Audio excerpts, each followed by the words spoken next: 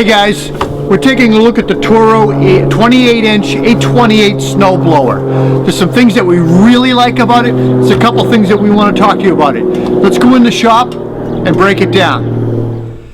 Okay guys, we're in the shop, and if you live in a region that gets several feet of snow each year, and you have a pretty good sized driveway or long walkways and patios like I do, then a snowblower is probably a good investment. We recently had the opportunity to put the Toro 28 Power Max snowblower to use. And at first glance, there are several build features that are really attractive on the Toro. It's 28 inches wide, 21 inch deep throat. And it's rated to throw snow up to 45 feet, and that's a nice feature when you need to move snow across a driveway, or maybe you get a fence or bushes, you need to get over them. Powered by a 252cc Toro Premium 4-cycle overhead valve motor, you can start this in two ways. You can start it by pull start or an electric start. We found the snowblower consistently started on first pull every time, and I must have done it 20 times. But as someone who's had shoulder surgery and rotator cuff surgery, I really appreciate the electric start feature.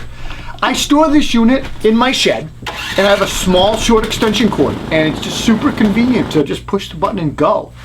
Now the Toro has what's called a quick stick snowshoe directional control. It's a joystick, and it's innovative, easy to use. It does take a little bit of a learning curve to kind of get used to it, but it's a nice feature once you do. It allows you a fast and simple one-handed manipulation of the steel chute, directional, left, right, up, and down. Now the Toro snowblower has a self-propelled triggerless steering, and I found it has pretty tight steering and there's no additional levers needed, which is nice. Additionally, an exclusive anti-clog system meters the snow that it intakes, and it optimizes clearing performance because this thing has no shear pins. Instead, Toro has an aggressive heavy-duty auger, and it's purposely designed to stall the machine if it rolls into something hard, if it turns into something that's hard. The design was built into the machine to eliminate the need for shear pins, which is a kind of a nice hassle to eliminate. This situation actually happened to me once while I was testing the machine, when I backed away from the object, I was able to start the machine on the first pull again after it stalled. All right, I want to talk about the LED lights. They're adjustable, bright, and really light things up nice in the dark, just illuminate a path. So the question I have to ask is, how did it do? How did the snowblower do? Did it impress us? Yeah, it impressed us. It's powerful. It truly throws snow like a catapult. I'll say that 3 times fast. I used it on multiple storms. One of the storms was 18 inches deep. What I noticed is that I had to use the lowest gear and sometimes had to stop to allow the snowblower to catch up when you're taking on 18 plus inches.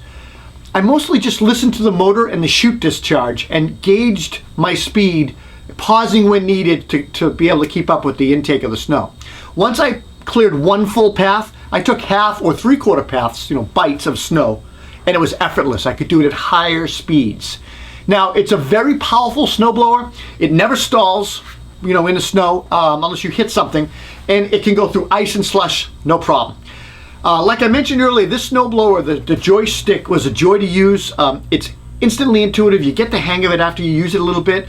The auto turn works nicely. It's great for maneuverability. But the downside is there is a little bit of drag, or I would say impact, on one side of the bucket. It like pulls a little bit to the right, and you have to counteract that, especially when you're chomping into the snow. I'm not 100% sure why it does that.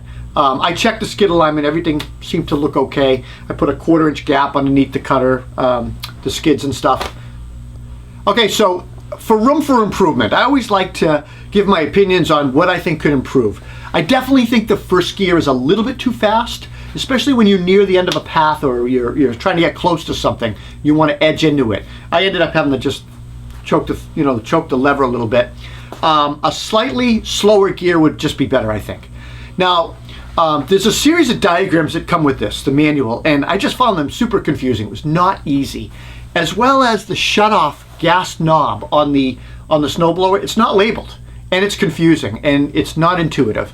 So, let me think. I like the single control lever for the discharge. I think that's great, except that the whole thing, the gearing, the plastic, the gears at the end of the rod, it's all plastic. So there could be room for maybe some improvement there, some more durable parts. I'm not sure, but maybe the plastic's gonna hold up. This machine costs around $1,300 new. A friend of mine actually told me at a local repair shop, he does a lot of snowblower repairs. He said these Toro machines come in the least for repair, and that's pretty impressive. Overall, I think the 28 Power Max snowblower is a solid feeling machine. I think it's an excellent investment. I was overall impressed with it. I was impressed with the build quality, outstanding power and torque of this unit. Plus, I think the price at $1,300 is right. Well, that's it for the review, guys. If you enjoyed the video, please give us a thumbs up, leave a comment, and subscribe. If you're already a subscriber to this channel, just hit that notification bell right there. All of this helps our rankings and is a great way for you to support us. But most importantly, subscribe. Also, we have 2 Instagram channels that we'd love for you guys to check out. Toolbox Buzz and Conquered Carpenter, both different separate Instagram channels. So check us out. I appreciate it, guys. Have a great day.